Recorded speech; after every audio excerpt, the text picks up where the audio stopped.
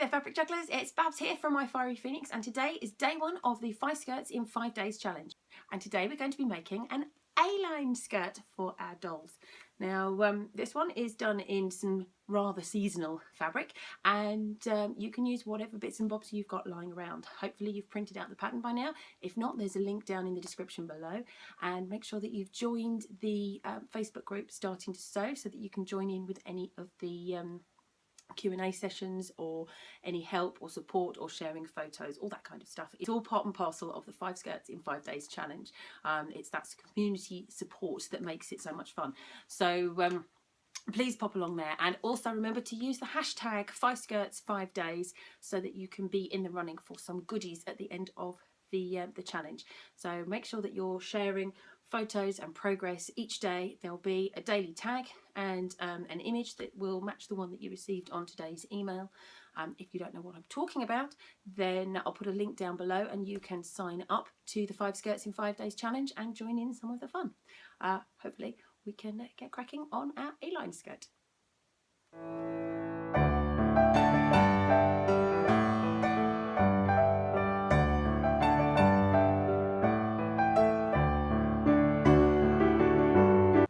So I'm going to be making my skirt today out of this lovely Christmassy fabric, because I seem to have oodles of Christmas fabric around the house at the moment, which probably isn't a surprise as we're into December.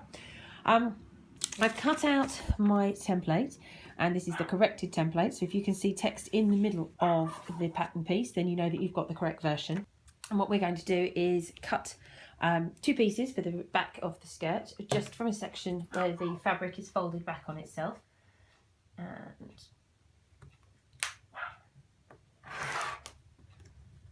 whoops, that's only the only fun part of not pinning the pattern for this particular section, but that's fine.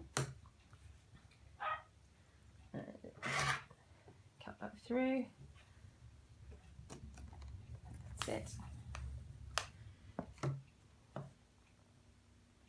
Not sure quite why I flipped the ruler there.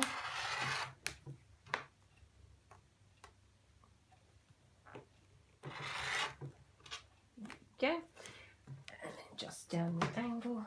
Don't actually need the template for this piece because it is just a straight line, but nonetheless we will use the template to guide us.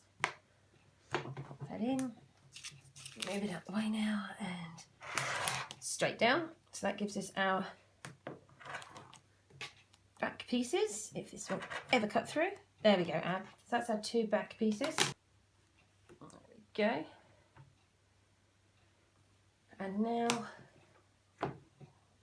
for our front piece, which we're going to be cutting along the line, along the fold. So you have to excuse Sophie. Now you can either feel with your fingers so that that's aligned up, or if you prefer, you can just cut through it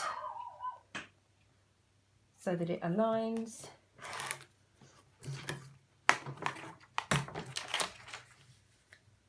Like so.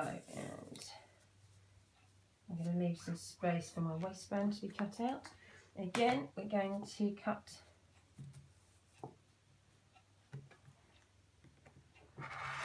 all the other sections with the seam allowance intact.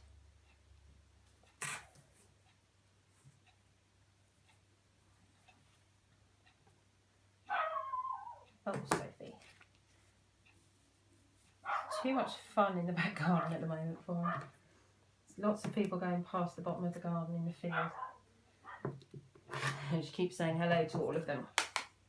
And then we have one last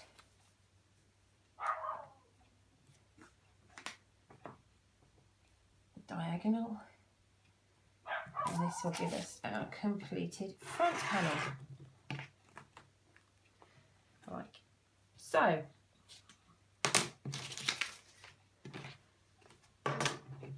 And now to cut out our waistband, which is going to be according to the pattern. I'm going to cut a waistband that is larger than I need. I only need it in 1 piece of fabric, not in 2. So I shall use this portion up here. So staying away from the selvage. I should cut as long a piece as I can, simply so that I've got a lot of wiggle room to play around with it.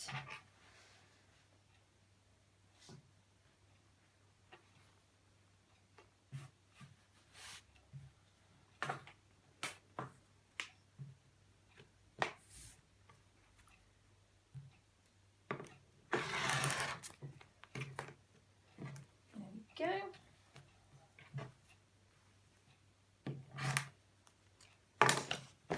And that is all that you should need to make your A-line skirt. We have a front panel, we have the two back panels, we have a waistband. And a quick way to check that your waistband will be long enough is to make sure that it folds in half and it goes twice around, goes easily around the top of the main panel. So now that I've got those sorted out, I'm going to close off my raw edges. So I shall be doing zigzags around all my raw edges except for the top of the waistband, and I'll see you back in a moment. So I'm setting my stitch style to zigzag. My stitch length is 2.5, which I'll be using throughout this project, and I'm now going to start to zigzag every edge apart from the top of all three of these pieces.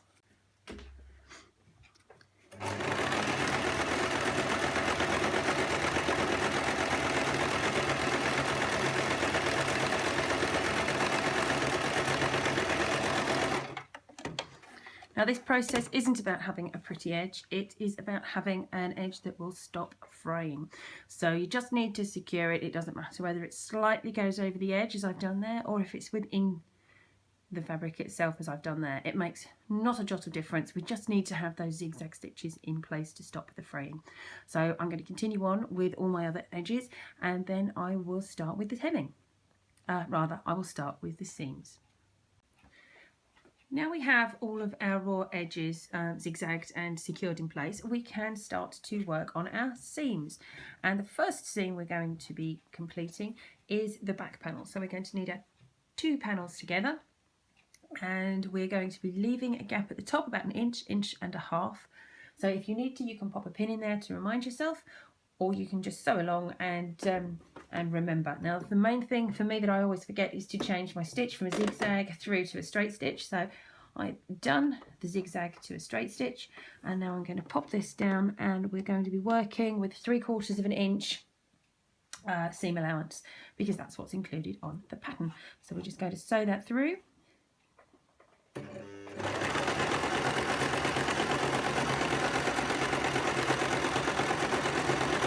And then we reach about an inch, inch and a half. I'm going to do a back tack, and that's that finished. So we've now got our first hem, our first seam. I always get the two muddled up, and I'm going to go and press this open so that we can top stitch, which will give us a nice, secure, even finish to the top, and we'll keep everything in place through the back. Now I've pressed this open, we can see that I've continued on that seam allowance all the way up through the section that we haven't sewn, and what I'm going to do now is just top stitch along so that this top is secured in the same way as the bottom, and everything will be nice and neat and even, which sounds very much like a Christmas carol. So we'll get on with that top stitch.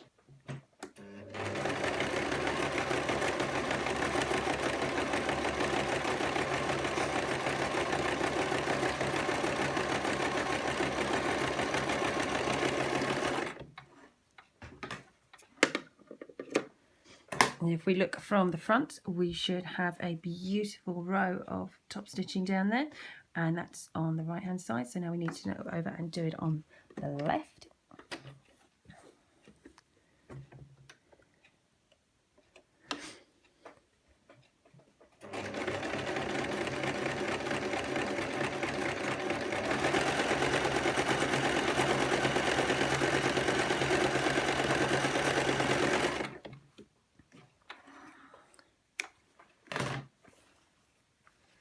So now we have our 2 rows of top stitching in place, and the last thing we need to do is about 1/8 of an inch below the join. We just need to go back and forth to give it some security, some strengthening.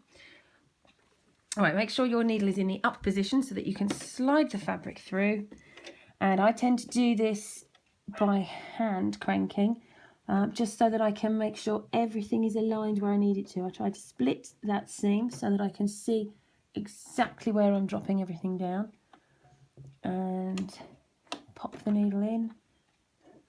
If you can line it up with your back line of top stitching, that is perfect, and then you simply slip forwards and then reverse back, and then one more time forwards to give it that extra strength, and you're done with the strengthening piece. So you can then trim away all those loose ends. Now we can simply attach our front to our back. So we put the right sides together, and they should match up in size, which is excellent.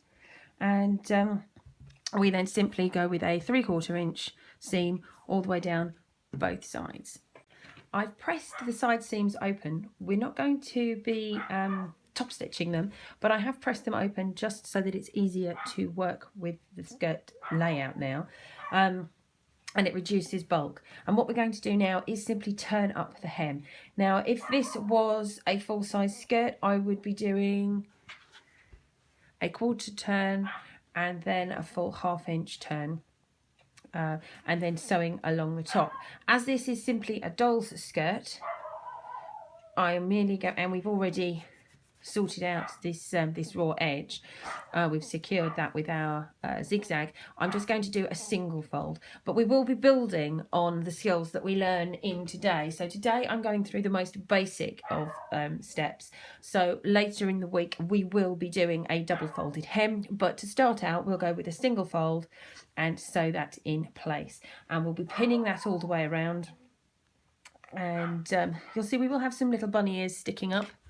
If I move that into shot, we will have some little bunny ears sticking up, but they will be up here, out of sight of anything else, and we just need to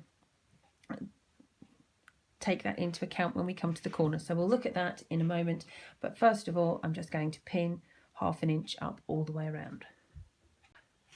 Now I've pinned the hem in place, and if you can keep your pins perpendicular so that they'll be running through the sewing machine at right angles, then you'll be able to leave them in place as your needle goes up and down.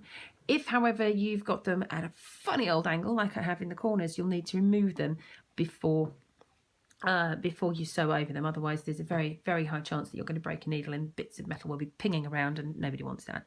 So just to bring this in a little bit closer, where I've come to the corners, if I unpin that, I have positioned the point to the depth that I want, and then I've folded over just to neaten that corner slightly, the excess, because if we look at this, it comes to a quite severe point here, and if we don't do that little tiny fold over in the corners, then you'll have a very strange shape when you've finished your hemline. But have a play around and you can experiment and see what you like for yourself. But that's the only downside to an A skirt for me, is the little bit of tweaking that we need to do on the corner there for that bottom hem. But other than that, I'm ready to get cracking with my hemming. Now, as this is not a full-size skirt, I'm going to remove this front panel so that I can slide everything around quite nicely. And I'm going to start on the centre seam so that it's not so obvious, and I'm going to be sewing using the presser foot width so that I can keep a consistent distance from wherever the bottom of the hem happens to be. So let's get started. Now, as this pin is at right angles, I can go over the top of it, but as these pins are not, I have to remove them.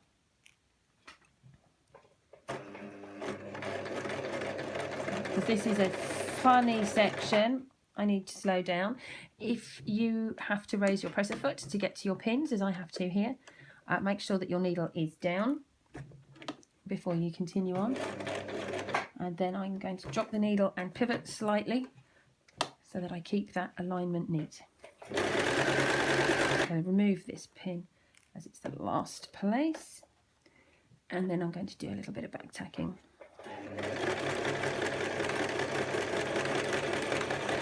Just to secure everything. I'll just trim up all of those loose threads. So here we have the basic skirt. We've got our gap so that we can fit it over the doll's hips, and we have a neatly produced hem. So what we need to do now is sort out our waistband, and to do that I've given it a bit of a pressing so that we've got a couple of guidelines. We've got one which is the center of the waistband, which I've pressed with right sides together, which will help us when we come to finish the ends of the waistband. And I've created a second pressing line which is 1/4 of an inch up, and this will be the front piece of the waistband, and this will help us with our alignment when we come to sew the final top stitching.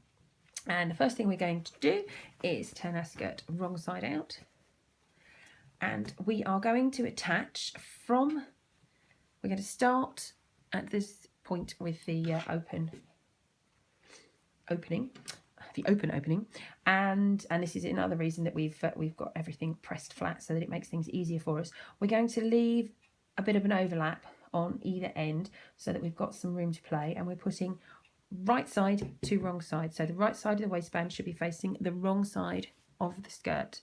So I'll show that again. The right side of the waistband faces the wrong side of the skirt. And we'll just pop some pins in there to keep everything lined up. And we should have 2 raw edges along the top of the waistband together. And we didn't need to create this waistband on the bias because we don't need any stretch. It's just a straight line all the way around.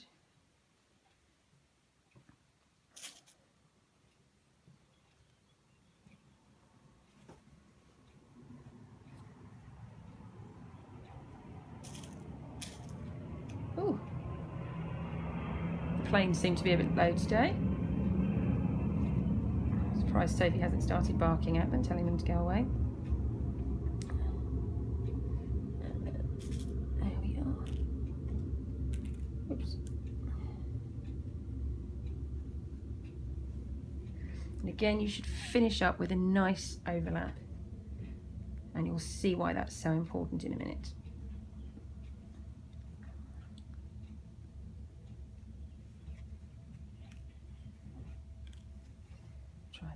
There we go. Okay, so now I shall start to sew that in place with a presser foot width or 1/4 inch seam allowance. So we should have a seam allowance here that matches the seam allowance that we pressed in for our guide. So you might be able to fit it around your presser foot, you might not. I can't, so I'm just going to put this back and sew around. Be very careful not to stitch into the rest of your skirt. And you should be able to feel where the edge of the fabric is, and that's where we want to start our sewing.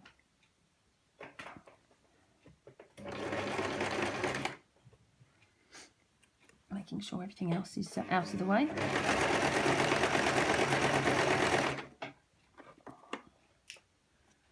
There's a slightly wonky pin, so I'm going to take that one out of the equation. Turning the rest of it round.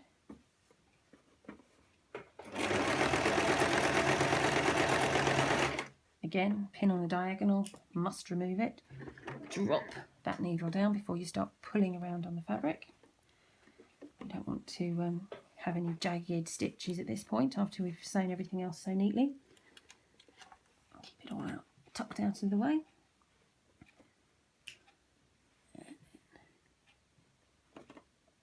Sew along.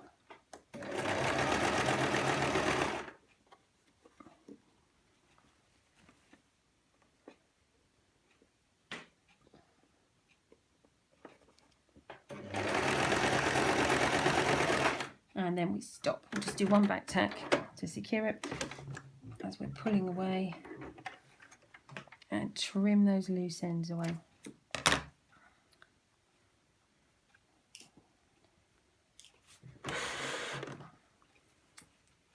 So we now have our waistband attached to our skirt, and as you can see, it will fold over, and then we'll have the right side on the right side and everything will be fine. However, what we need to do is now fold this right side to right side, and we need to align everything neatly. And what we're going to be doing is sewing. Take that little thread out of the way because it's starting to irritate me, getting in the way and you can't see what I'm talking about. And what we're going to do is sew down along the edge. So where this line, I'll put the scissors over the top, where the line of the fabric is, we're going to continue that line right along the edge and sew up where that edge line would be, so that we're creating a line with the end, an alignment with the end of our waistband. So I'll sew the first one, and then the second one we're going to put some yarn into to create a loop, so that we've got a loop for our button, because as I say, we're building on skills and we're starting off with a button loop and we'll be finishing with buttonholes later in the week, but we will not be touching zips, so don't panic. There are no zips in this particular course. There will be zips in future courses, but not this one. This is a very, very basic beginner-friendly course, which is why we can do 5 in 5 days. So we'll just sew this down, and in fact I'm going to start the other end so that I know I've got everything aligned with that edge of the skirt. Pull everything into alignment, and then sew along the edge of that skirt. And I will be back tacking top on this raw edge here.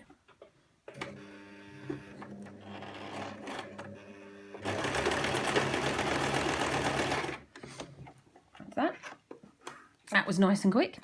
And what I'm going to do now is just trim this down to start off with, so I don't have tons of fabric, and then I'm going to trim at an angle at the very top, making sure that I'm not cutting those threads, and we will then be able to turn our waistband so that we have a nice, neat, sharp corner. If I show that against the white of the sewing machine, that will show you what a lovely corner we've got that is aligned with our skirt waistband and our skirt edging, which is perfect. And it's an excellent little trick to use if you are working on full-size skirts. Now what we're going to do is very similar on this side, on the other end. However, I need to get my yarn and then show you how we attach that. So here we have, I'm just using some wool, some yarn in a colour that works with this particular skirt. You can use any colour you like. You can use cording, you can use all sorts of bits and bobs, but we're keeping it simple, so we're going to go with some wool. And I've kept this at about, let's see, this is about 5 inches long, but that's because I need lots to hang over the edge because I've got a really long edge here. And what we're going to do is place it with the waistband open, and we're going to place the yarn against this edge. Now this is where we're going to be sewing along, so you need to make sure that you haven't got a massive piece of yarn if you have a teeny tiny button, but if you have a huge button you need some yarn that will actually fit over that button. So measure that for yourself, and then we're going to fold over, as we did before, the waistband so that everything is aligned. This could be a little bit tricky, and then pin that yarn in place. The loop will be caught in the stitches, and when we turn it we'll have a nice loop at the end of our waistband. So we'll just pop that in the sewing machine as we did before, making sure we can still feel that loop. And this time I'm going to backstitch over the entire thing so that that loop has a couple of rows of stitches holding it in place. So we'll trim away our excess. And before I trim away any fabric, I'm going to turn it just to make sure that that loop is doing what I'm expecting it to do. So just turn that round, and now we have a loop hanging off the edge, which will work nicely as a buttonhole. Yes, in place of a buttonhole. So that will loop around our button. So now that I know that that is in place, I can remove my pin that was holding everything together, and as I did before, trim this down and then trim away the corner of excess. So we can turn this, and then we're all ready to finish up. One more round of top stitching, so we'll pop that through. One more round of top stitching and we are done. So we'll turn everything the right side out because we are working on the front of the skirt now.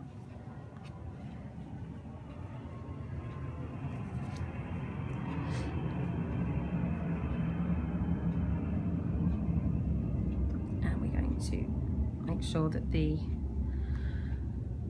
seam, or the hem, the seam, we're going to make sure that the seam we worked before is pointing up, and we're going to fold under the seam that we pressed earlier,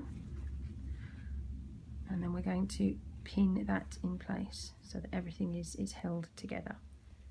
So I shall just get pinning. I'll be back in a moment. And here we have the waistband pinned in place. All of the black tacking that we created when we attached on the inside has been covered over. We've made sure of that as we put that in place. And now I'm going to top stitch all the way around.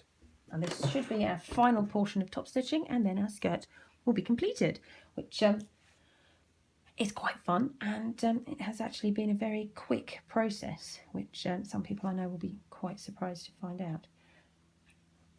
So we'll start here, making sure the other side of the waistband is not in place. And what I'm going to do is actually move my needle to the right, and then I'm going to run the centre of my presser foot down that bottom edge so that my my line of stitching, my top stitching, is going to be a standard amount away from that bottom edge. So let's get cracking.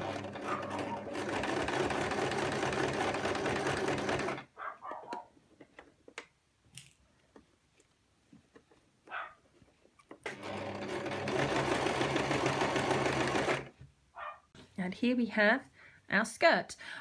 It's an A-line skirt, which you can see it's very clearly a letter A shape, and we have top stitching on our seams, we have reinforcement on our opening, we have a single fold hem with bound edges, and we have a loop in our waistband. And whilst I can see that there are things that I would improve, so I would have the loop actually linking on top of itself rather than from two separate spaces, there's not too much wrong with this skirt. I think it's actually quite dandy. It looks almost Chinese, even though it's Christmassy. So I shall just pop this on my doll, and we'll see it in action. And here is our lovely little doll wearing her A-line skirt. Now this particular doll has got quite a long tunic top on, so we'll lift that up. We have a fitted waistband and a lovely skirt that fit this doll quite nicely. And hopefully your 18-inch doll will measure up as well. And I hope that you've enjoyed this particular session of making up a skirt for your doll, and hopefully you've learnt quite a few new skills in the process if you are a true beginner. If not, then stick with us as we will build on these skills each day. And tomorrow we're going to be creating buttonholes and binding when we work on a new design. So hopefully you will grab some more of your fabric and we can have some fun. I'll be working with satin, but you don't necessarily need to make life that difficult for yourself. So hopefully I'll see you tomorrow. Bye for now.